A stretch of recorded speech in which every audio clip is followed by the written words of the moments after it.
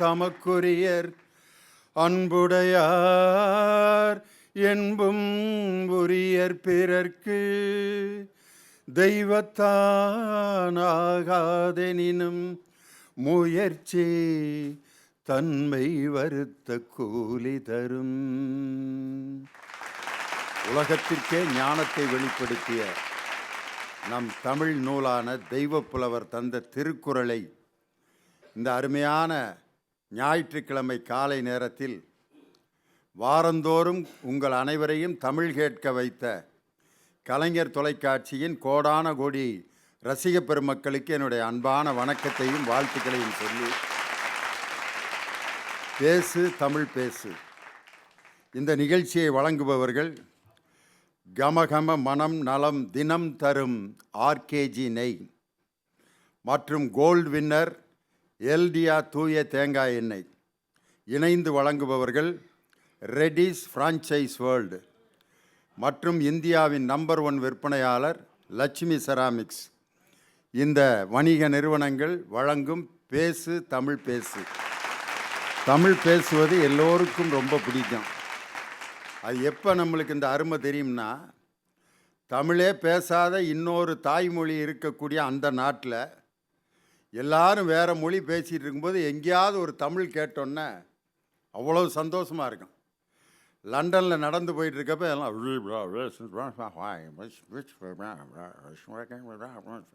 இந்த சத்தத்துக்கு இடையில் மாப்பிள்ளை எங்கடா இருக்க அப்படின்னா எப்படி இருக்கும், யாராவே மாப்பிள்ளன்றான் அப்படின்னா அந்த லண்டன் மக்களுக்கு வெள்ளை வெளியேன்னு இருக்க இடத்துல ஒரு மாநரத்தில் ஒருத்தன் அங்கே நடுவில் அப்படியே குடும்பத்தோடு வந்துட்டு இருப்பான். அவன் என்ன ஜாதி எந்த ஊருக்காரன் எதை பற்றியும் நமக்கு கவலைப்படாமல் அந்த தமிழை கேட்டோன்னே ஐயா அப்படின்ட்டு 2 பேரும் அந்த கையை சேர்ந்து பிடிக்கிறான் பாரு. அங்கன அழிதுரா ஜாதி மதம் எல்லாம் அந்த தமிழுக்கு முன்னாடி காணா போயிடும். அதனால தான் வாரம் வாரம் தமிழை கேட்க வைக்கணும்னு இந்த அற்புதமான ஒரு நிகழ்ச்சியை கலைஞர் தொலைக்காட்சி படைத்து தந்து கொண்டிருக்கிறது. இதில் இன்றைக்கி தலைப்பு என்னன்னா, பண்டிகைகளும் திருவிழாக்களும் மகிழ்ச்சியாக இருப்பது ஆரவாரத்தில் அல்லது அமைதியிலா. ஒரு திருவிழாவையும் பண்டிகையும் அமைதியாக நிம்மதியாக கொண்டாடணும், அதுதான் முறை அப்படின்னு பேசுகிறதுக்கு ஒரு குரூப்பு. இன்னொரு குரூப்பு திருவிழானாலே அது ஜாலியாக தானே இருக்கணும், கூட்டமாக இருக்கணும், ஆரவாரமாக இருக்கணும், பட்டாசு வெடிக்கணும், ஆகா ஓகான்னு கத்தணும், கும்மாளம் போடணும், ராட்டனை விளாடணும், தேவையில்லாதெல்லாம் திங்கணும், எதை திங்கக்கூடாதுன்னு சொல்கிறாங்களோ அதை பூரா திங்கணும். இதுக்கு பேர் தான் திருவிழா. அப்படி இருந்தால் தானே திருவிழா அப்படின்னு யார் இவங்க சொல்கிறாங்க. ஒரு கல்யாண வீட்டில் எங்கேயாவது அங்கே இருக்கிற கூட்டத்தை அமைதியாக இருக்க வச்சுருங்க பார்ப்போம், ஒரு கல்யாண வீட்டு கூட்டத்தை. அதனால தான் இந்த கல்யாண வீடுகளுக்கெல்லாம் பட்டிமன்றம் நடத்த சொல்லி கூப்பிட்டா நான்லாம் ₹1,00,000 கொடுத்தாலும் போக மாட்டேன். காரணம், நம்ம பாட்டுக்கு தனியாக புலம்பிக்கிட்டு இருப்பான், அவன் பாட்டுக்கு வேலையை பார்த்துட்டு இருப்பாங்க. ஆனால் அங்கேயும் போய் சில குரூப்புங்க பேசுதுங்க. அங்கே போயிட்டு தாய் என்பவள் யார் அப்படின்னா வாடா சாப்பிட போகலாம், அவனுங்க பேசிட்டு அப்புறம் வரட்டும்டா அப்படிம்பாங்க. அங்கே போய் கச்சேரி வாசிப்பாங்க, அதை ஒரு வயலும் அந்த பாட்டை கேட்கவே மாட்டேன். ஆனால் நான்லாம் அந்த கல்யாண வீட்டுக்கு போனால் அந்த கச்சேரி வாசிக்கிறவங்கள கொஞ்ச நேரம் அந்த பாட்டை ரசிச்சுட்டு இந்த பாட்டை பாடுங்கன்னு கேட்டு முன்னால் உட்காந்து அந்த பாட்டை ஒரு தடவையாவது கைதட்டி அவங்கள உற்சாகப்படுத்தாமல் நான் இது வரைக்கும் வந்ததே இல்லை. காரணம், ஒரு கலைஞனுக்கு தான் தெரியும் ரசிக்காமல் ஒரு கலையை வெளிப்படுத்தினா எவ்வளோ கொடுமைன்னு. கலைஞர் ஒரு கல்யாணத்துக்கு போயிருக்காரு.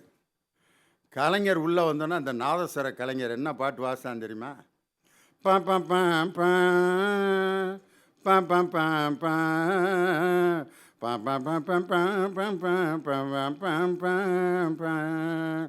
அப்போ தலைவர் போரூரில் ஆஸ்பத்திரியிலேருந்து நல்லாகி டிஸ்சார்ஜ் ஆகி வர்றாரு. அதை யோசிச்ச வாசித்தார் அந்த கலைஞர். நலந்தானா நலந்தானா உடலும் உள்ளமும் நலந்தானான்னு வாசிக்கிறத கேட்டுட்டு அவர் கல்யாண மேடைக்கு போகாமல் நேராக நாகஸ்வரம் ஊதுற இடத்துக்கு போய், நல்லா இருக்கேன், அருமையாக வாசிக்கிற, திரும்ப வாசி அந்த பாட்டை அப்படிங்கவும் அந்த ஆளுக்கு அவ்வளவு மகிழ்ச்சி. ஒரு திருவிழா என்றாலே அது பேர் மகிழ்ச்சி தான், ஆரவாரம் தான். அந்த இடத்துல அமைதிக்கு வழியே இல்லை, மகிழ்ச்சி அப்படி இருக்கணும் அப்படின்றாங்க. இவங்க என்ன சொல்கிறாங்கன்னா, திருவிழானா மன அமைதியோட பிரச்சனை இல்லாமல் நிம்மதியாக சாமி கும்பிட்டு நிம்மதியாக அந்த திருவிழாவை நடத்தி நிம்மதியாக ஒரு கல்யாணத்தை நடத்தி அந்த திருவிழாவினுடைய அவசியத்தை முழுமையாக உணர்ந்து அந்த திருவிழாவை கொண்டாடணும் அப்படிங்கிறாங்க. ஆரவாரத்தில் என்ற அணியை தொடங்கி வைக்க அருமை தம்பி ராகவேந்திரா அவர்களை அழைத்து உங்களுடைய ஆரவாரத்தோடு அவரை அன்போடு அழைக்கின்றேன். வாங்க ஐயா. பண்டிகை திருவிழாக்கள் ஆரவாரத்தில் மகிழ்ச்சியை தருதா, அமைதியா இருந்தா மகிழ்ச்சியை தருதான்னு ஒரு கேள்வி கேட்டிருக்கீங்க. அமைதியாவே இருந்தா மற்ற நாளுக்கும் பண்டிகை நாளுக்கும் என்னங்கய்யா வித்தியாசம்? ஆரவாரமா இருந்தா தானே அது பண்டிகை. அந்த காலத்துல முதலுதவின்னு ஒரு பாடத்தை ஒரு ஆசிரியர் வகுப்பில் நடத்துறாரு. அப்போ தண்ணிக்குள்ள யாராவது விழுந்துட்டா கையை கொடுத்து அவனை தூக்காத, அவன் முடிய பிடிச்சி தூக்கு.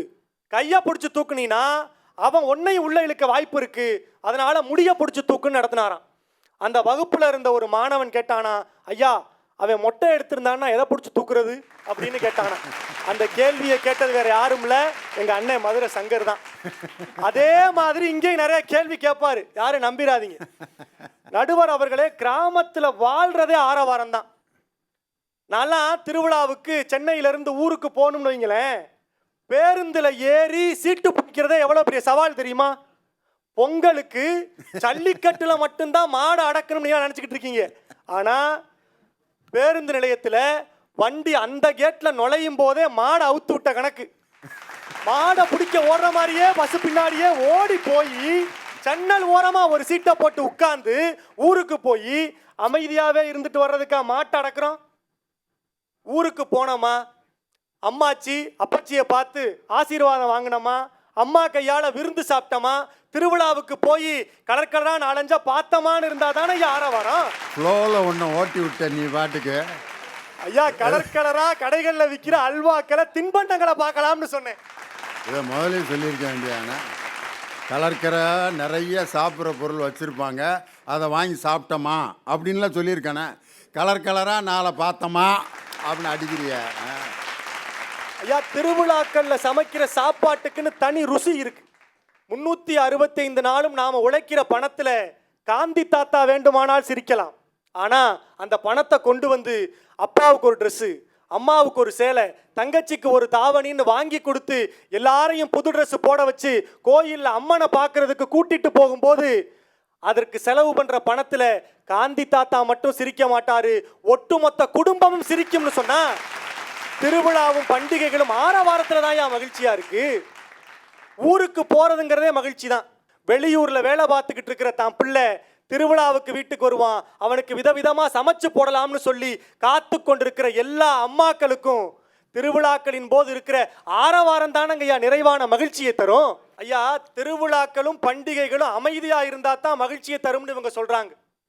அந்த மாதிரி இருந்து இருந்து திருவிழாக்களில் தொலைந்தவர்களை விட திருவிழாக்களை தொலைத்தவர்கள் பட்டியலில் இவங்கெல்லாம் சேர்ந்துக்கிட்டு இருக்காங்க ஐயா.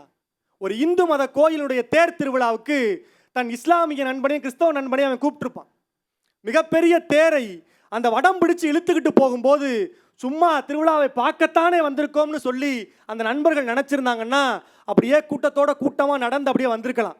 ஆனால் அங்கே இருக்கிற ஆரவாரம், அந்த மகிழ்ச்சி, இந்து நண்பன் வெள்ளச்சாமி மட்டும் அந்த வடத்தை பிடிச்சி இழுக்க மாட்டான், இஸ்லாமிய நண்பன் அப்துல்லாவும் வடத்தை பிடிப்பான், கிறிஸ்தவ நண்பன் ஜோசப்பும் வடத்தை பிடிச்சி இழுப்பான்னு சொன்னா இதுல இருக்கிற ஆரவாரம் வேற எதுலங்கயா கிடைக்கும்? அமைதியாவே இருந்தா எதை சாதிக்க போறோம்? உழைத்து உழைத்து களைத்தவனுடைய கொண்டாட்டம் ஆரவாரமா தாயா இருக்கும், ஒருபோதும் அமைதியா இருக்காது. நடுவர் அவர்களே, இவங்கெல்லாம் பொங்கல் பண்டிகையை வெறும் உணவுன்னு நினைக்கிறாங்க. பொங்கல் அன்னைக்கு பொங்கலை பொங்கி தட்டில் போட்டு சாப்பிட்டுட்டு அப்படியே போயிடலாம்னு இருக்கிறாங்க. ஆனால் பொங்கல் உணவு இல்லைங்கய்யா, அது ஒட்டுமொத்த தமிழர்களுடைய உணர்வு. அந்த உணர்வை எப்படிங்கய்யா அமைதியாக கொண்டாட முடியும்? ஆரவாரமாக தானே கொண்டாட முடியும். கிராமத்து விருந்தை பற்றி சொன்னேன். ஒரு அற்புதமான பாடல் இருக்கு. ஏழேழு அஞ்சரை பெட்டியில் அத்தாளோட ருசி இருக்கும், அம்மியில் அரைச்சு ஆட்டி வச்ச நாட்டுக்கோழி பட்ட கிளப்பும், ஆக ஆடு மாடு மேல உள்ள பாசம் வீட்டு ரேசங்காடில் சேர்க்க சொல்லி கேட்கும், தண்ணி கேட்டா மோரு தரும் நேசம், வெள்ளந்தி மனிதர்கள் வாசம் மண்ணிலெங்கும் வீசும், பாம்பட கிளவியின் பச்சிலை மருந்துக்கு பேயும் ஓடி போகும், பங்காளி பக்கத்து வீட்டுக்கும் சேர்த்து சமைக்கிற அன்பு இங்கு வாழும். ஐயா, திருவிழாக்களிலும் பண்டிகைகளிலும் மட்டும்தான் பக்கத்து வீட்டுக்கும் சேர்த்து சமைக்கிற அன்பு வாழுதுன்னா அது அமைதியா இருந்தா ஒருபோதும் கிடைக்காது, ஆரவாரமாக இருந்தால் தான் கிடைக்கும்னு சொல்லி நல்ல தீர்ப்பை எதிர்பார்த்து நம்பிக்கையோடு இடம் அமர்கிறேன். நன்றி, வணக்கம். திருவிழானாலே ஆரவாரம் தானே ஐயா. அந்த திருவிழாவுக்கு நம்ம ஊருக்கு போகிறதுக்கு பஸ்ஸில் இடம் பிடிக்கிறதுல தொடங்குது ஆரவாரம்னாரு. பஸ்ஸு அன்றைக்கெல்லாம் கண்டக்டர் பார்த்தீங்கன்னா முப்படை தளபதியை விட பயங்கரமான ஆளாக இருப்பார். அவர் பக்கத்திலே யாரும் போக முடியாது, அப்படி இருப்பார் கண்டக்டர். சார் என்ன திருச்சி தான், அதுக்கு என்ன இப்போ ஒரு வாரத்துக்கு முன்னாடி பார்த்தா அவரும் டிரைவர் மட்டும்தான் போய்கிட்டு இருப்பாங்க திருச்சிக்கு. எங்கேயாவது சாப்பிடுவோமாடா, சாப்பிடலாம்டா, கலெக்ஷன் பேட்டா அன்றைக்கி துட்டு இல்லை. எதுக்கு தான் இந்த வண்டியை ஓட்டிகிட்டு போகிறோமா, நம்ம 2 பேரும் இப்பத்தண்டி வண்டி, இதில் ஏசி வண்டி வேறு, 2 பேரும் குளூரில் மப்ளரை கட்டிட்டு ஓட்டிகிட்டு வருவாங்க.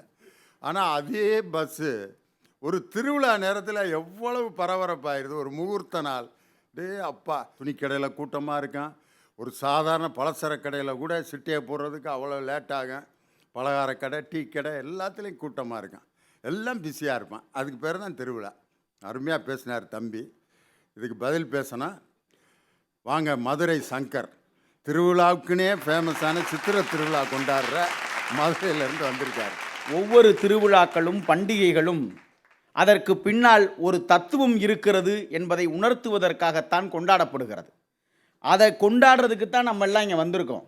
அதை விட்டுட்டு நாங்கள் தத்துவத்தை ஏற்றுக்க மாட்டோம், கத்துவோம், கூச்சல் போடுவோம், ஆடுவோம், பாடுவோம்னு 3 பேர் உட்கார்ந்துருந்தா நடுவர் அவர்களே, ஆழ்கடல் அமைதியாகத்தான் இருக்கும், நிறைகுடம் தழும்பாம தான் இருக்கும். இந்த குறைகுடம் 3 தான் கூத்தாடும். இது கூத்து ஆடுறதுக்கு தான் இப்போ வந்திருக்கு. இல்லை என்ன நான் என்ன கேட்குறேன், சில்லற காசு தான் சத்தம் போடும், ரூபா நோட்டு சத்தம் போடவே போடாது. எப்படி உனக்கு பிட்டு எடுத்து கொடுக்குறேன். அருமையானது நடுவர் அவர்களே, இதெல்லாம் மேடைக்கு வர்றதுக்கு முன்னாடி சொல்லி கொடுத்துருக்கோம். திருவிழா என்கிற ஒரு காரணத்தினுடைய நோக்கமே இருக்கிறவன் இல்லாதவனுக்கு கொடுத்து மகிழ வேண்டும் என்கிற நோக்கத்திற்காகத்தான் திருவிழாக்களும் பண்டிகைகளும் இந்த மண்ணிலே கொண்டாடப்படுகிறது. நீங்கள் சொல்கிற மாதிரி கூத்தடிக்கிறதுக்கும் கும்மாளம் போடுறதுக்கும் இன்றைக்கி பண்டிகைகளும் திருவிழாக்களும் கொண்டாடப்படலை. நான் ஒன்று சொல்கிறேன், இருக்கிற எல்லாரும் கொண்டு போய் கோயிலில் கொட்டுறான், அதனால் மகிழ்ச்சி வந்துடும்னு நினைக்கிறான். பழனிமலை அடிவாரத்தில் ஒரு பழக்கடைக்காரர் தைப்பூச திருவிழா, மிகப்பெரிய திருவிழா, தன்னோட வேலையாளை கூப்பிட்டு சொன்னார், இந்த வா, 1 மூடை பழத்தை கொண்டு போய் அந்த முருகனுக்கு பஞ்சாமிரத்துக்கு கொடுத்துட்டு வாடான்னாரு.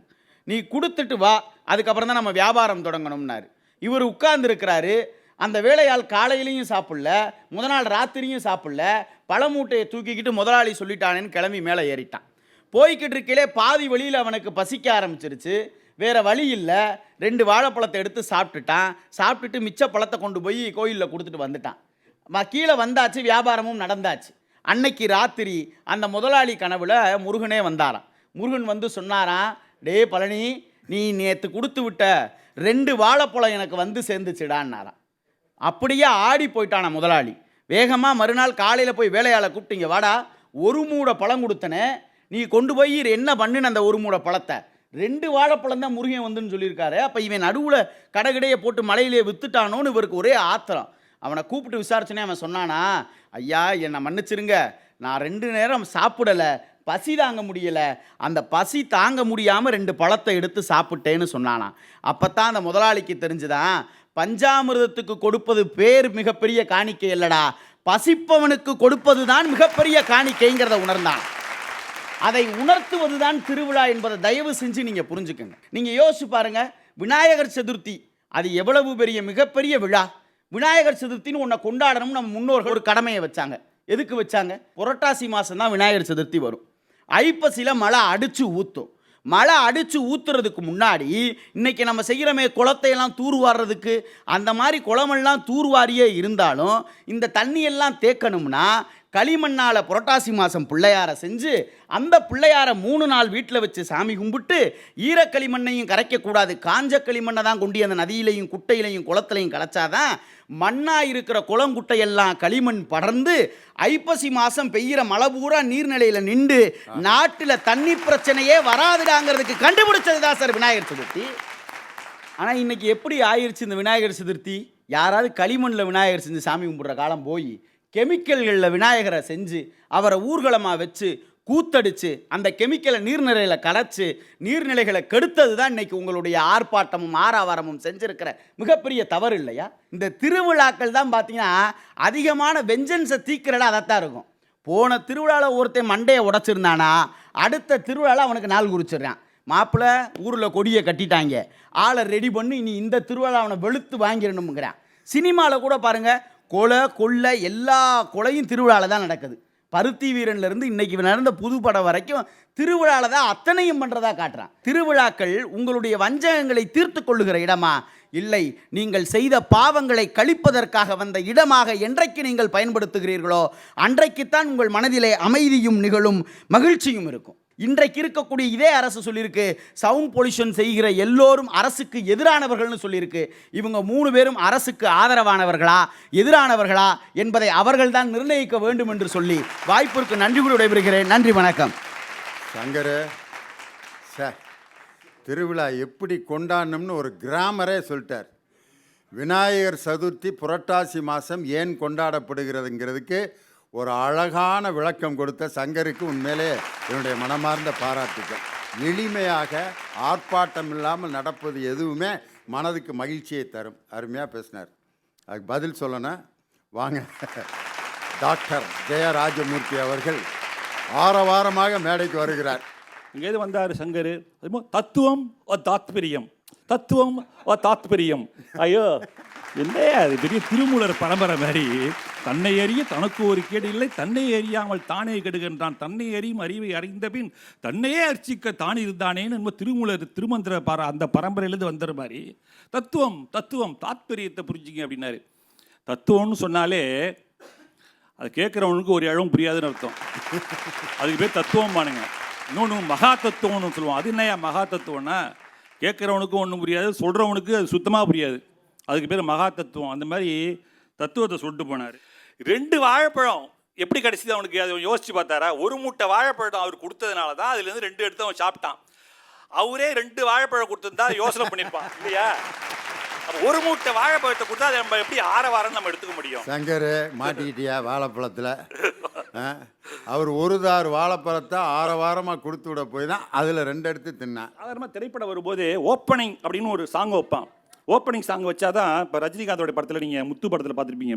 ஒருவன் ஒருவன் முதலாளி, உலகில் மற்றவன் தொழிலாளி, விதியை நினைப்பவன் ஏமாளி, அதை வென்று முடிப்பவன் அறிவாளி. அப்படி வரும்போது தான் ரஜினி ரசிகர்கள் அப்படி தலைவர் சூப்பர் ஸ்டார் அப்படின்னு சொல்லிட்டு அப்படியே சும்மா பூ அள்ளி இறக்கிறது என்ன அப்படின்னா அது அவர் அந்த ரசிப்பு தன்மையை நீங்கள் அதை ஏன் ஆர்ப்பாட்டம் நினைக்கிறீங்க? அது கொண்டாட்டம், மகிழ்ச்சியாக இருக்கணும். யூஸ்வலாக விழா நடத்துவதோட நோக்கம் என்ன? எல்லாரும் மகிழ்ச்சியாக இருக்கணும், எப்போதும் போல் அமைதியாக இருக்கணும். அப்படின்னாக்கா நம்மளாம் என்ன புத்தரா, இல்லை என்ன முனிவரா, இல்லை முற்று தொடர்ந்த நான் பட்டினத்தாரா? அமைதியாக இருக்கிறேன்.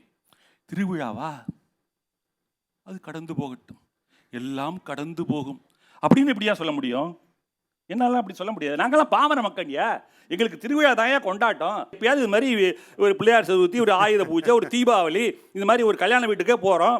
ஐயா அருமையாக சொன்னாங்களே, கல்யாண வீட்டெலாம் ஒரு காலத்தில் கல்யாணம் நடக்கும்போது ஆசையாக இருக்கும். ரொம்ப நெருங்கிய சொந்தக்காரன் விட்டு கல்யாணத்துக்குலாம் போகும்போது நம்ம தம்பி சொல்கிற மாதிரி கலர்லாம் வர மாதிரி சொந்தக்காரர்களே அவளை பற்றியா இவ அப்போலாம் ஆனால் தாவணி தான் போட்டிருப்பாங்க. இப்போ தான் எடுக்கிறீங்களே நம்ம சுட்டித்தாரு லெகின்ஸ். அப்படி அந்த நாட்கள் வந்த காலத்தில் அம்பியா போட்டிருப்பாங்க, தாவாணி போட்டிருக்கிறத பாருங்கள். அப்படி தாவாணி போட்டு கொஞ்சம் சைடில் இந்த பக்கம் மடித்து கொஞ்சம் சொருகி கொஞ்சம் வெளியில் தொங்கிட்டு இருக்கும். அப்படியே அம்சமாக இருக்கும். அது மாதிரி நாங்கள்லாம் அந்த கல்யாண வீட்டுக்கு போய் 2 நாள் அது ஒரு கொண்டாட்டம் தான். டாக்டர் ரசனையினுடைய உச்ச கட்டத்தில் இருக்காரு. அந்த 7 நாட்கள்ல அம்பிகாவோட தாவணியை மட்டும் ரசிக்கிறத விட்டு அதை எடுத்து இந்த இடத்துல சொறி இருக்கிறத ரசிச்சிருக்காரு பாரு.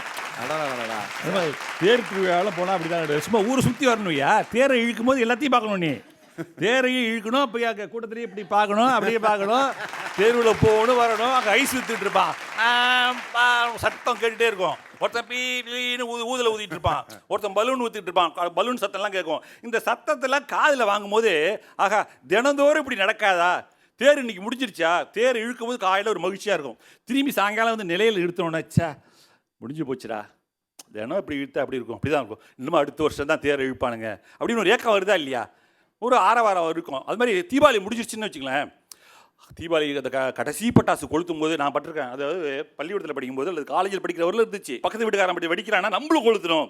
அவன் கொளுத்துறான், இரு அவர் கொளுத்தி முடிச்சதுக்கு அப்புறம் நம்ம கொளுத்துவோம். ஏன்னா நம்ம அதுக்கப்புறம் கொளுத்துனா தான் நம்ம கொளுத்துனது 4 பேருக்கு தெரியும். அப்படின்லாம் பார்த்து யோசனை பண்ணி தீபாவளியில் பட்டாசு நாங்கள் வந்து கொளுத்துவோம், வெடிப்போம். எல்லாரும் பார்க்குற இடத்துல வெடிக்கணும் அப்படின்னா அதுக்குள்ளுக்குள்ளே நம்ம மகிழ்ச்சி. எல்லோரும் ஊரே பார்க்குது, தெருவெல்லாம் பார்க்குது, நம்ம வீட்டில் வந்து இப்படி 10,000 வாழை வெடிக்கிறாங்க, 5,000 வாழை வெடிக்கிறாங்க. அப்படிங்கும்போது உள்ளத்தில் ஒரு பூரிப்பு வருதா இல்லையா? மாரியம்மன் கோயில் திருவிழானா அதை இரவில் கரகாட்டம் நடக்கும் பாருங்க ஐயா, உள்ளபடி அப்போல்லாம் கரகாட்டம் நான் ரொம்ப ரசிகங்க. நான் போய் பார்த்தா கொஞ்சம் வெக்கமாக இருக்கும். டாக்டர் வந்து பார்க்குற கரகாட்டத்தை அதுக்காக முக்காடு போட்டு பார்த்துக்கிட்டாங்க. அது அது அது ஒரு கலைங்க.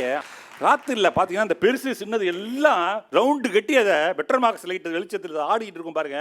அதுக்கு தனியாக ஒரு மேலே சத்தம் அட்டிப்பாங்க பாருங்க. நமக்கே ஆடணும் போல தெரியும். கூட்டத்தில் பூந்து கொஞ்சம் விட்டா ஆடிடுவோம் போல அப்படிங்கிற மாதிரி இருக்கும்.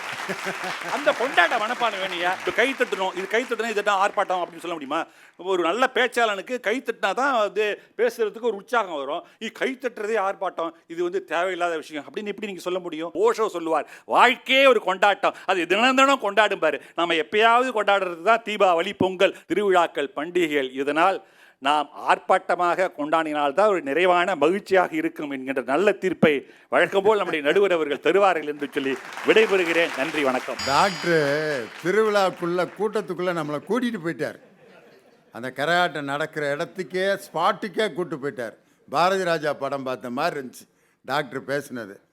காரணம் அந்த கரகாட்டத்தில் பாடுவாங்க பாருங்க, ரொம்ப மெல்லிசையான சாஃப்டான பாட்டை கூட அவங்க ஸ்டைலில் தான் பாடுவாங்க. அமைதியான நதிகை நிலை ஓட ஓட அமைதியான வெள்ளம் வந்தாலாட காட்டு நிலை மலைக நிலை கரக வைகள் இடக நிலை கரக நிலை ஒதுங்க நின்றால் வாட துண்டாக்கு துண்டாக்கு துண்டாக்கு. எம்எஸ் விஸ்வநாதன்லாம் பார்த்தா கண்ணீர் விட்டு கதறிடுவார். அமைதியான நதிகை நிலை ஓடணும் போட்டதை இப்படியாயா பாடுவாங்க. எல்லா பாட்டையும் பாடுவாங்க. சோகப்பாட்டை கூட எடுத்து ஒரு துள்ளல் இசையோடு பாடுவாங்க. பார்த்துருங்களா? நிலாதேவா செல்லாதேவா மஞ்சமண்ட தண்டலுக்கு மஞ்சமர நெஞ்சமில்லையோ கண்ணே என் கண்ணே தொட்டவுடன் சுட்டவுடன் கட்டணக்கு வட்டமிட்டவோ என் கண்ணே சொர்க்கத்தின் திறப்பு விழா புது சோலைக்கு வசந்த விழா டக்கட டக்கட டக்கட டக்கட டக்கட டக்கட அப்படின்னு ஒரு 100 ரூபாயை கொண்டுட்டு ஒருத்தன் பின்ன கொண்டுட்டு கொண்டு வந்து அப்படி குத்தி விடுவாங்கன்னு கத்துவேன். இதெல்லாம் இருந்தால் தான் திருவிழா. அங்கே போயிட்டு கரகாட்டத்துக்கு பதிலாக ஒரு 4-5 பேரை உட்கார வச்சு, அன்பார்ந்த திருவிழா கொண்டாடுபவர்களுக்கு நான் இப்பொழுது சில தியான பயிற்சி முறைகளை சொல்லலாம் என்று வந்திருக்கிறேன். முதல் தியானம், கண்டிப்பாக குல உழுகுமா உழுகாத, மகிழ்ச்சியாக இருக்கிறதுக்கு பேர் தானே என் திருவிழா அப்படின்னு சொல்லிட்டு ரொம்ப அழகாக டாக்டர் பேசினார். அதுக்கு பதில் சொல்லணும். வாங்க, நெல்லை ஜெயந்தா இப்போ நான் பாடின பாட்டை கேட்டு அவங்க ஏரியாவுக்கு போயிட்டா இருப்பேன். உண்மையிலேயே எது பண்டிகை என்பதை புரிந்து கொள்ளாமல் பேசிக் கொண்டிருக்கிறார்கள். தேவையில்லாத ஆர்ப்பாட்டங்கள் அந்த பண்டிகைகளில் பல பிரச்சனைகளை உருவாக்குகின்றன. அமைதியாக நடக்குகிற பண்டிகைகளால் எந்த பிரச்சனையும் இல்லை. ஆர்ப்பாட்டம் தேவை. எப்பொழுது அது மற்றவர்களை காயப்படுத்துகிறதோ அப்படிப்பட்ட ஆர்ப்பாட்டங்கள் இன்று பெருகிவிட்டன. ஊர்வலங்கள், விநாயகர் சதுர்த்தி ஊர்வலங்கள் யுத்தங்களால் கெட்டு போய்விட்டன. தீபாவளி போன்ற பண்டிகைகள் சத்தங்களால் கெட்டு போய்விட்டன. கரகாட்டம் போன்ற நல்ல கலைகள் அர்த்தங்களால் கெட்டு போய்விட்டன. அதான் இன்னைக்கு உண்மை. அதைத்தான் நாங்கள் சொல்ல வருகிறோம். கேரளாவிலிருந்து தமிழ்நாட்டிற்கு வந்தவர்கள் பெரும்பாலும் நிறைய பேர் சாயாக்கடை, அதாவது தேநீர் கடை வைப்பார்கள். மெல்லிசை மன்னர் எம்எஸ் விஸ்வநாதன் அவர்களுக்கு ஒரு பாராட்டு விழா நம்ம திருச்சி நாடாளுமன்ற உறுப்பினர் அண்ணன் சிவா நடத்தினார். அவர் வாழ்க்கையிலேயே மெல்லிசை மன்னருக்கு நடந்த மிகப்பெரிய பாராட்டு விழா. ஒரு 10,000 மக்கள் கூடியிருந்தார்கள். அதிலே மெல்லிசை மன்னரை பார்த்து வாழ்த்து கவிதை பாடக்கூடிய வாய்ப்பு எனக்கு வந்தது. அப்பொழுது மெல்லிசை மன்னரை பார்த்து சொன்னேன், கேரளாவிலிருந்து கிளம்பி வருகிற எல்லோரும் சாதாரணமாக சாயாக்கடை வைப்பதாய்த்தான் தகவல் சொல்கிறார்கள். நீ கூட அப்படித்தான். கோடம்பாக்கத்தில் நீ பறக்க விட்ட கொடி கூட சாயா கொடிதான். இன்னைக்கு சென்னையில் அவர்கள் நிறைய இருக்கிறார்கள். அதே மாதிரி சென்னையில் இருக்க மளிகை கடை பெரும்பாலும் திருநெல்வேலியை சார்ந்தவர்கள் தான் வைத்திருக்கிறார்கள். திடீர்னு சொல்லுவார், 4 நாளைக்கு கடை லீவுங்கம்பார். என்ன அண்ணாச்சின்னு கேட்டால், இல்லை ஊரில் திருவிழா, இங்கே தான் ஒரே வாழ்க்கை போராட்டமாக இருக்குது, ஒரு 4 நாள் ஊருக்கு போயிட்டு அமைதியாக ஜாலியாக இருந்து வரலான்னு ஊருக்கு போகிறோம். ஆக திருவிழாக்கள் நடத்தப்படக்கூடிய நோக்கமே அமைதியாக மக்கள் இருக்க வேண்டும் என்பதற்குத்தான். ஆனால் உங்கள் ஆர்ப்பாட்டங்களால் அதை நீங்கள் கெடுத்து வைத்திருக்கலாம். அதுதான் உண்மை. இப்போ குற்றால அருவி இருக்குது நடுவர் அவர்களே, அது ஆர்ப்பாட்டமாக விழும். நீங்கள் அந்த ஆர்ப்பாட்டத்திற்குள் உள்ளே போய்விட்டால் அந்த அருவியில் நனைகின்ற பொழுது உங்கள் மனதிற்குள் ஒரு அமைதி வரும் பாருங்க. அந்த அமைதி தான் தேவை. உங்களுடைய பண்டிகைகள் ஆர்ப்பாட்டமாகத்தான் இருக்கும், ஆனால் அப்படி இருக்கக்கூடாது. அதை நாம் தேடக்கூடாது. அந்த பண்டிகையின் மூலமாக நாம் தேட வேண்டியது அமைதியைத்தான். நம்முடைய வாழ்க்கையே ஒரு போராட்டகரமான வாழ்க்கையாக மாறிவிட்டது. அதை மாற்றுவதற்காகத்தான் நாம் பண்டிகைகளை உருவாக்கி வைத்திருக்கிறோம். ஆனால் அந்த பண்டிகைகள் தேவையில்லாத ஆர்ப்பாட்டங்கள் அங்கே வாரம் செய்யப்படுவதால் அந்த பண்டிகையின் மூலம் அது நமக்கு பிரச்சனையாக வந்து சேர்கிறது. நான் ஒரு கவிதை எழுதினேன். அந்த புறாக்கள் அகிரினை குருத்வாரா ஓரமும் கூட்டமாய் இறை தேடலாம், சிலுவைகள் மீது அமர்ந்தும் சிறகுகள் கோதலாம், தாகமா தர்கா வாசலில் தண்ணீர் பருகலாம், ஊர்வலமாய் தெரு எது வழியும் திரும்பலாம், எல்லாம் முடிந்து கோபுர உச்சியில் கூட்டில் அடையலாம், தெரிந்தால் சொல் தினை மாறும் வழி. நாம் உயர்தினையாக இருக்கக்கூடிய நாம் இன்று பண்டிகைகளை கொண்டாட முடியவில்லை. காரணம், அந்த புறாக்கள் கொண்டாடக்கூடிய அளவிற்கு கூட கொண்டாடவில்லை. இந்த வழியாக ஊர்வலம் போகக்கூடாதுங்கிறான், அந்த தெரு வழியாக போகாதேங்கிறான். ஏன்? நீங்கள் செய்த ஆர்ப்பாட்டங்களுடைய விளைவு. நீங்கள் அமைதியாக நடத்தி இருந்தால் பண்டிகைகளை இப்படிப்பட்ட கட்டுப்பாடுகள் வந்திருக்காது. அவர் சொன்ன மாதிரி பிள்ளையார் சதுர்த்தியை கொண்டாடுறானே, கடலில் கொண்டு போகிறாயா, பிள்ளையார் மூழ்கலேன்னு மேலே ஏறி நின்று மிதிக்கிறாங்க. ஆக ஒரு பண்டிகையை கூட எப்படி கொண்டாடுவது என்று நமக்கு தெரியவில்லை என்பதுதான் நாங்கள் வைக்கிற அடிப்படை குற்றச்சாட்டு. சங்கர் அருமையாக சொன்னார், நடுவர் கூட எடுத்து கொடுத்தார், விநாயகர் சதுர்த்தியை நாம் எதற்காக கொண்டாடுகிறோம் என்று. ஆக பண்டிகைகள் எதற்காக கொண்டாடப்பட வேண்டுமோ அந்த திசையிலிருந்து மாறி நாம் சென்று கொண்டிருக்கிறோம். அதனால்தான் இப்பொழுது மத நல்லிணக்கம் தேவைப்படுகிறது என்கின்ற குரல் இங்கே எழும்புகிறது. திருவிழாவினுடைய நோக்கமே அமைதி என்பதால் திருவிழாக்கள் ஆரவாரத்தை விடவும் அமைதியாக கொண்டாடப்பட வேண்டும் என்கின்ற எங்கள் அணியின் வாதத்தை வைத்து விடைபெறுகிறேன். நன்றி, வணக்கம். திருவிழாவுக்கு ஆரவாரம் தேவை தான், அது இன்னொருத்தரை கஷ்டப்படுத்தக்கூடாது. அற்புதமான கேள்வி. இதுக்கு பதில் சொல்லணும். ஆரவாரமே என்ற அணியை நிறைவு செய்ய கோவை தனபால். வாங்க தனபால். நாங்கள் திருநெல்வேலி பக்கம் திருவிழாவை கொடம்பாங்க, எங்கள் ஊர் பக்கம் திருவிழாம்பாங்க, அவங்க ஊரில் வந்து நோம்பி.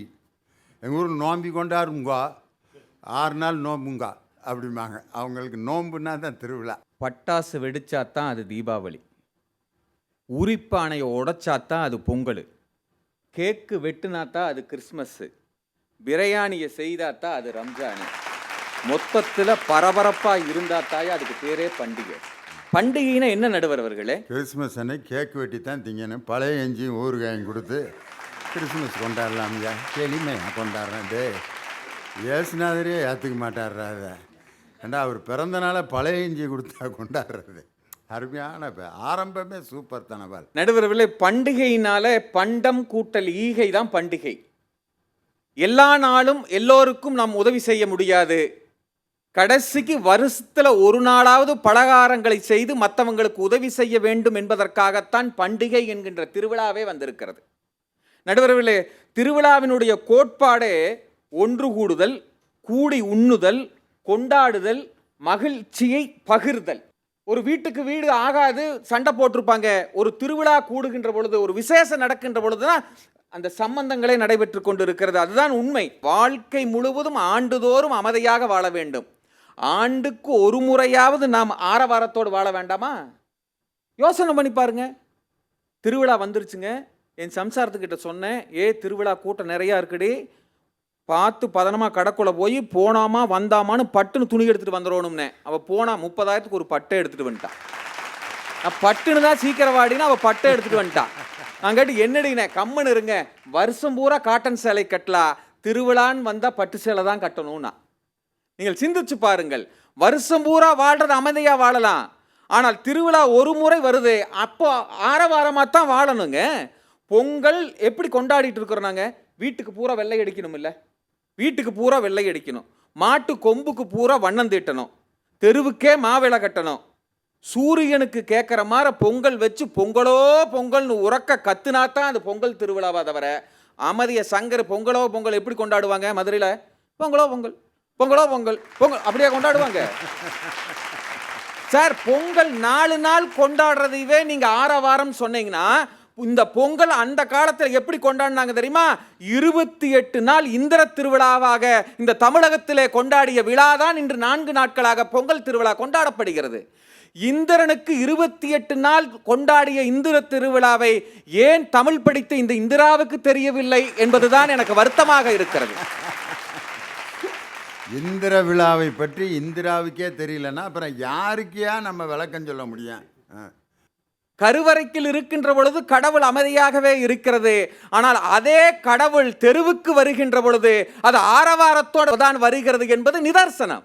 சரி, எப்பவுமே சாப்பிட்ற சாப்பாட்டுக்கு பேர் உணவு, ஆனால் விசேஷ நாட்களில் சாப்பிட்ற உணவுக்கு பேர் விருந்து. உணவுக்கும் விருந்துக்கும் வித்தியாசம் இல்லையா? நடப்பது, பறப்பது, ஊறுவது, நீந்துவது எல்லாத்தையும் போட்டு ஒரு திருவிழானா முதல்ல சைவத்தில் தொடங்குங்க. 4 நாள் திருவிழா முடியுங்கும் போது அதை அசைவத்தில் ஆடி பாடி ஓஞ்சு முடிகிற போது தாங்க ஒரு ருசியே. திருவிழானா என்ன? உரியடித்தல் ஒரு பக்கம், கபடி போட்டி ஒரு பக்கம், கயிறெழுத்தில் ஒரு பக்கம் அங்கே நடந்துட்டு இருக்கும், இங்கே ராட்டனம் ஒரு பக்கம், சறுக்கு ஒரு பக்கம், குதிரைப்பந்தயம் ஒரு பக்கம் நடந்துட்டு இருக்கும், இன்னொரு பக்கம் சிலம்பாட்டம், கரகாட்டம், எருதுபுடி நடக்கும், பட்டிமன்றம், பாட்டு கச்சேரி, கூத்து எல்லாமே நடக்கும். டிஸ்டர்பன்ஸு நம்மளுக்கு பேசுகிறவங்களுக்கு தான். பார்க்குற ஆடியன்ஸ் அவன் எது விரும்புகிறானா அதை பார்க்கணுங்க. வீடு வாசல்ல மட்டும் உட்கார்ந்து இருந்தா அமைதியா இருந்தா போதும், ஆனா நாங்க வாடி வாசல்ல நிக்கிறவங்க எப்படி அமைதியா இருக்க முடியும்? ஆர்ப்பாட்டமா தான் இருக்க முடியும்.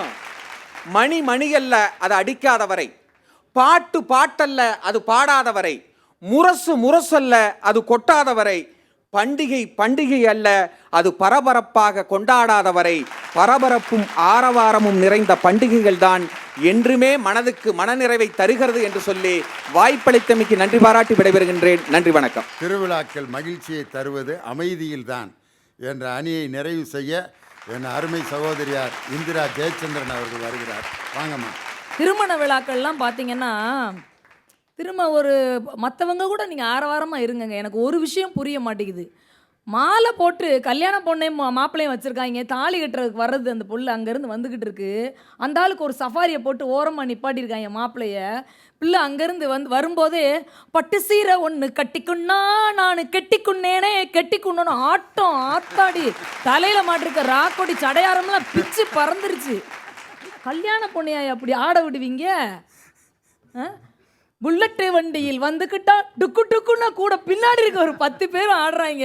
நீ இது கல்யாண வீட்டுக்குள்ளே வந்திருக்கோமா, டாக்டர் பார்த்த முக்காடு போட்டுட்டு பார்த்தாரு அந்த கரகாட்ட கோஷ்டிக்குள்ளே வந்திருக்கோமான்னு பயமா இல்லை கிடக்கு.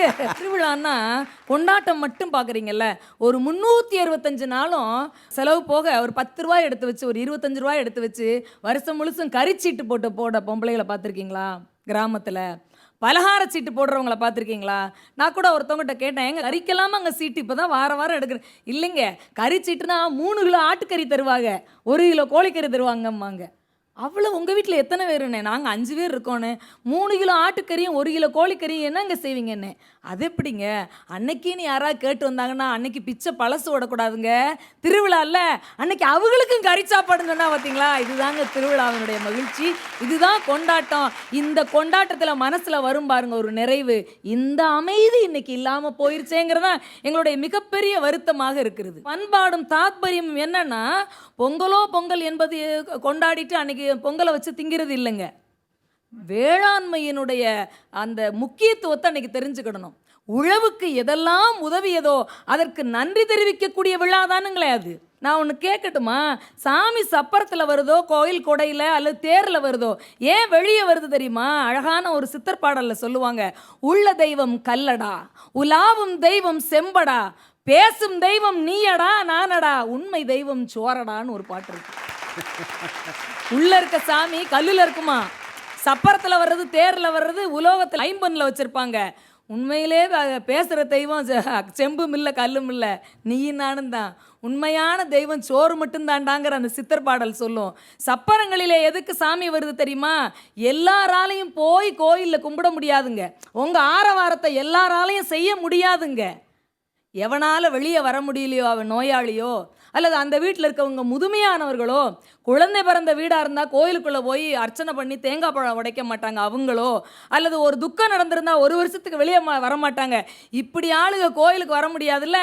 சப்பரத்துலையும் தேர்லையும் ஏறி வர்ற சாமி அவங்கள வீடு வீடாக போய் பார்க்கறதுக்கு தான் வீதியில் சாமியை இறக்குறது, தெரிஞ்சுக்கோங்க. உங்களுடைய வெற்றி ஆரவாரத்துக்காக இங்கே எதுவுமே நடக்கிறது இல்லைங்க.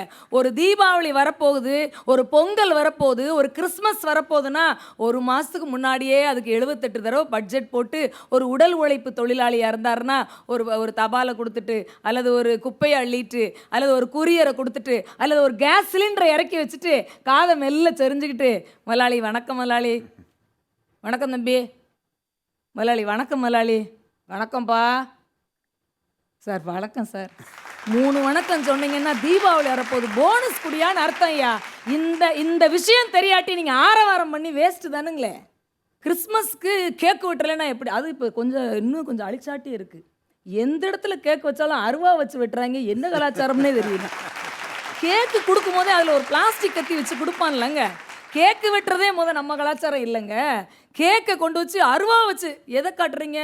டாக்டர் சொன்ன மாதிரி ஒரு கெத்து வேண்டாமா? நீங்கள் சொன்ன இந்த அலங்காரம் எல்லாம் அமைதியான கொண்டாட்டம் மருத்துவர் அவர்களே. இதில் கெத்தும் இல்லை ஒன்றும் இல்லை. கேக்கை அருவா வச்சு வெட்டுறேன்னு சொன்னால் என்ன இது? பண்டிகைன்னா பிடிச்ச கதாநாயகனோட படம் ரிலீஸ் ஆனால் அங்கே போய் டிக்கெட் எடுக்கிறதுக்கு வெட்டுக்குத்து ஆகி போய் அங்கே போய் கட் அவுட்டுக்கு பால் அபிஷேகம் பண்ணி அங்கேருந்து விழுந்து எலும்பு முறிவோடு வீட்டுக்கு வர்ற வீட்டில் 3 வருஷத்துக்கு அடுத்து ஒரு பண்டிகையும் கொண்டாட முடியாமல் ஆக்கிடுவீங்களே. ஊர் முழுசும் கடனை வாங்கி ஆர்த்தோ டாக்டர்கிட்ட அழுதுக்கப்புறம் எப்படி சார் 3 வருஷத்துக்கு அடுத்து எந்த பண்டிகையாக அந்த வீட்டில் கொண்டாட முடியுமா? இந்த மாதிரி தேவையில்லாத ஆரவாரங்கள், வெற்று ஆர்ப்பாட்டங்கள் தேவையில்லை. அமைதி வேண்டும், கொடுக்க வேண்டும் என்ற எண்ணம் வேண்டும். நம்மளும் சந்தோஷமாக இருக்கணும், நம்மளை சுற்றி இருக்கிறவங்களும் மகிழ்ச்சியாக இருக்கணும் என்ற நிறைவு. அதனால தான் எல்லா வழிபாட்டையும், எல்லா திருவிழாக்களையும், எல்லா பண்டிகைகளையும் ஒரு சாமியை கொண்டு வந்து ஏன் வைக்கிறோம் தெரியுமா? ஆட்டம் அதிகமாகிடக்கூடாதுன்றதுக்காக தான். சாமியை காட்டி கொஞ்சம் அவங்கள கட்டுப்படுத்தணுன்றதுக்காகத்தான் வழிபாட்டுக்குள்ளே விழாக்களை வைத்து கொண்டாடுகிறோம் என்ற காரணத்தினால் கொண்டாட்டம் இருக்க வேண்டியதுதான். ஆனால் அடுத்தவர்களுக்கு தொந்தரவான ஆரவாரமாக இல்லாமல் மகிழ்ச்சி கொடுக்கக்கூடிய அமைதியான கொண்டாட்டமாக இருக்கட்டும் என்று கூறி வாய்ப்பளித்த அத்தனை பேருக்கும் நன்றி பாராட்டி விடைபெறுகிறேன். நன்றி, வணக்கம். திருவிழாக்கள் ஆரவாரத்திலா அமைதியிலா? ரொம்ப அருமையாக அதுக்கு தீர்ப்பு சொல்லிடலாம். திருவிழா அப்படின்னு சொன்னாலே அதில் ஆரவாரம், ஆர்ப்பாட்டம், ரகளை, கரைச்சல், சத்தம், கூச்சல், டான்ஸு இதெல்லாம் இருந்தால் தான் திருவிழா. வழக்கமாக காலையில் வீட்டில் எந்திரிச்சு பல்லு விளக்கிட்டு சாப்பிட்டு காப்பி குடிச்சிட்டு திருப்பி வேலைக்கு போயிட்டு திருப்பி வர்றதுக்கு பேர் திருவிழா கிடையாது. ஒரு வித்தியாசமாக ஏதாவது இருந்தால் தான் அதுக்கு பேர் திருவிழா. 16 வயதில் படத்தில் பாருங்கள், திருவிழாவை காட்டுவாங்க.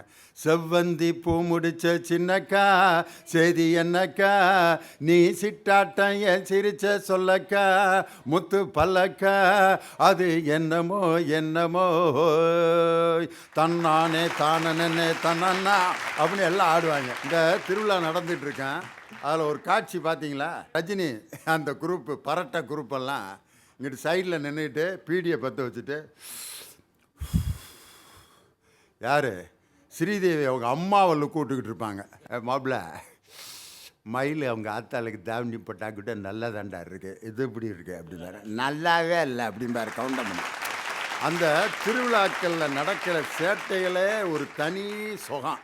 பட்டிமன்றம் நடத்துறதுக்கு கோயில் திருவிழாவுக்கு போனால் எங்களுக்குன்னே ஒரு குரூப்பு முன்னால் உட்காந்துருப்பேன், ஃபுல்லாக ஏற்றிட்டு அப்படியே இருக்கேன்.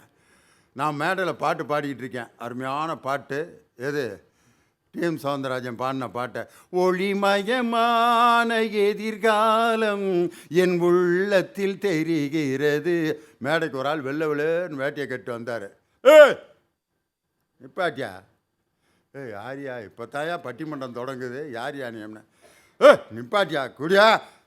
மைக்கா குடுறேன், நான் பாடுறேன்ட்டு அவர் மைக் எடுத்துகிட்டு ஆண்டொன்று போனால் வயதொன்று போகும், அதுக்கு முன்னாலே வா வா அப்படின்னார். யாரையா இருந்தாலும் அவர் தாங்க ஊர் தலைவர் அப்படின்னா. ஊர் தலைவரே இப்படி கலகம் பண்ணால் நான் எப்படி அந்த ஊரில் பட்டிமன்றம் நடத்துறது? அவர் 20 வருஷமாக அவர் தாங்க தலைவராக இருக்கார். அப்படின்னா ஊர் தலைவரே இப்படி இருக்கான் ஒரு ஊரில். அப்போ அந்த குரூப் எப்படி இருக்கு? முன்னால் உட்காந்துக்கிட்டு பேசவே விட மாட்டேங்கிறான், கூடயே பேசுகிறாங்க. அன்பார்ந்த பெரியவர்களே, என்ன அன்பு அன்புன்னா அப்படிங்கிறான். நான் பேச வந்த தலைப்பு தலைப்பில் தான் பேசுனேன் அப்படிங்கிறேன். போலீஸ்காரங்களை கூப்பிட்டா, சார் அடித்தா செத்து போயிடுவான் சார், அவனை வச்சுக்கிட்டு அப்படியே ஓட்டிடுங்க சார் அப்படிங்கிறேன். நான் பாட்டு பாடிக்கிட்டு இருக்கேன், ஊறுகாய் மட்டையை நடுவில் வச்சு நார்த்தங்காய் ஊறுகாயை வலித்து இப்படியே என்கிட்ட காமிச்சிட்டு நாக்கில் அப்படின்றான். நான் எப்படியா பேசுகிறது? வாயெல்லாம் ஒரு உமிழ்நீர் நிறைஞ்சு கொட்டுது. போங்கடா ஏன்டா இப்படி? சரி, எனக்கு தான் இந்த கொடுமைன்னா நாகசனை ஊதுறவர்கிட்ட அப்படி காமிச்சா அவர் ஊத முடியுமா? கொஞ்சம் அக்கிரமமாக பண்ணுறாங்க. ஒரு திருவிழான்னு எடுத்தா அந்த சாமியை நிம்மதியாக ஊர்வலத்தில் வர விட்றானே, யோசனை பண்ணி பாருங்கள். அந்த சாமியை அவ்வளோ செலவழித்து கூட்டி வராங்க ஜோடிச்சு. திடீர்னு ஒரு சந்துக்குள்ளேருந்து ஒரு 10 பேர் வர்றா. நிறுத்துறா, எங்கள் சந்துக்கு விட்றா சாமியை. என்ன நேராக ஓட்டுறதுக்கா? நாங்கள்லாம் வரி கொடுத்தோம், ஓட்டுறா எங்கள் சந்துக்குள்ளே. சாமி ஒவ்வொரு சந்துக்கு வராதுரா, நேராக தான்டா போகும். நானே கேட்குறேன்டா சாமிகிட்ட பேசுகிறேன். சாமி, எங்கள் சந்துக்கெலாம் வரமாட்டியா நீ? உனக்கு நான் வரி கொடுத்துருக்கேன் அப்படின்னா. சாமி என்னைக்கு வாயை திறந்து பேசு, அது இப்படியே பார்க்குது. உங்களை நான் இந்த திருவிழாவை கொண்டாட சொல்லி கேட்டேனாடா, ஏன்டா இப்படி நடு ரோட்டில் என்னை நிப்பாட்டிக்கிட்டு கலகம் பண்ணிக்கிட்டு இருக்கீங்க அப்படின்ட்டு கடைசி பார்த்தா 2 குரூப்புக்கு இடையில சண்டை வந்து அடிதடி ஆகி ஆஸ்பத்திரியில் பாதி பேர் கிடக்குன்னா போலீஸ் ஸ்டேஷனில் எஃப்ஐஆர் போட்டு ஒரு குரூப்புக்கு லாக்கப்பில் கிடக்குது. யார்? திருவிழா அமைப்பாளர்கள். சாமி அனாதையாக முச்சந்தியில் நிற்குது. அந்த சாமி மனசில் என்ன நினச்சிருக்கேன்? இந்த திருவிழாவை நான் கேட்டேனே, 2 லட்சம் செலவழித்து இப்படி முச்சந்தியில் நிப்பாட்டிவிட்டு 50 பேரும் போய் போலீஸ் ஸ்டேஷனில் படுத்து கிடக்கிறேன். இந்த திருவிழா எனக்கு தேவையா அப்படின்னு கேட்குறார். இப்படி நடக்குதா இல்லையா திருவிழா? ஒரு ஜாதி திருவிழா நடத்தினா இன்னொரு ஜாதிக்கு அது ஆத்திரமூட்டுற மாதிரி செயல்களை செய்யும்போது இந்த ஜாதிக்காரன் எங்கள் ஜாதி நான் கொண்டாடுறப்ப நான் என்ன பண்ணுறேன் பாடுறா, இப்படி போட்டிகள் தான் உருவாகிட்டே இருக்கு. இந்த ஆர்ப்பாட்டம், இந்த ஆரவாரம் தேவையா? இவங்க என்ன சொல்கிறாங்க? மனுஷன்னா எல்லாம் இருக்கத்தாயா செய்யும். சண்டை சாடி வந்தால் தான் அதுக்கு பேர் திருவிழா. பட்டாசு விட்டால் தான் தீபாவளி, ஜல்லிக்கட்டு விட்டால் தான் பொங்கல், தேர் திருவிழா நடத்தினா தான் அதுக்கு பேர் கோயில் திருவிழா, உற்சவம், எல்லாம் ரைட்டு. ஆனால் அது கலகத்திலையும் அக்கிரமத்திலையும் வேதனையிலையும் மரணத்திலையும் கொலையிலையும் முடிந்தால் அதுக்கு பேர் திருவிழாவா? இவங்க கேட்குற கேள்வி அதுதான். ஆர்ப்பாட்டமும் ஆரவாரமும் தேவைதான்.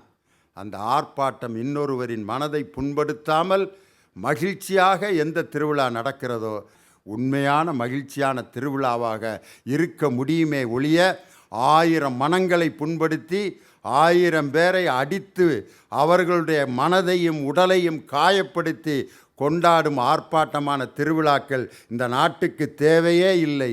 உண்மையான ஆன்ம சுத்தத்தோடு ஒரு திருவிழாவை மகிழ்ச்சியாக கொண்டாடுவது தான் உண்மையான மகிழ்ச்சி திருவிழா என்று சொல்லி தேவையற்ற ஆரவாரத்தை நிறுத்தி அமைதியான ஆரவாரத்தோடு திருவிழாக்களை கொண்டாடுவோம் என்று இந்த விவாதத்தை நிறைவு செய்து அமைதியான நல்ல மத ஒற்றுமையான உண்மையான எல்லோரும் நேசித்து அன்பை பகிரும் திருவிழாக்கள் தொடர்ந்து இந்த நாட்டிலே நடக்கட்டும் என்று வாழ்த்து சொல்லி விடைபெறுகிறேன். நன்றி, வணக்கம்.